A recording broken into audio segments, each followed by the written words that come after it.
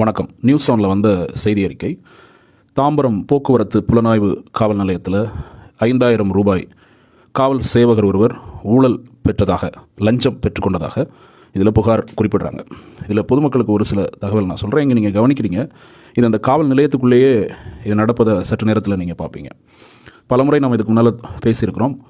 உச்சநீதிமன்றம் 2 டிசம்பர் 2020 அன்று ஒரு வழக்கில், அதாவது Paramvir Singh Saini versus Baljit Singh and others என்ற அந்த கேஸில், அந்த வழக்கில் ஒரு காவல் நிலையத்தில் அந்த கழிவறையின் உள்பக்கம் தவிர இருக்கக்கூடிய அனைத்து அறைகளிலும், அதாவது கழிவறை தவிர அதன் உள்பக்கம் தவிர இருக்கக்கூடிய அனைத்து அறைகளிலும் கண்காணிப்பு கேமராக்கள் பொருத்தப்பட வேண்டும்.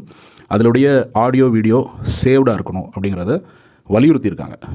ஸோ இந்த குறிப்பிட்ட காவல் நிலையத்தில் அது இருக்கா, அது இருந்திருந்தால் அதை படம் பிடிக்கலாம்.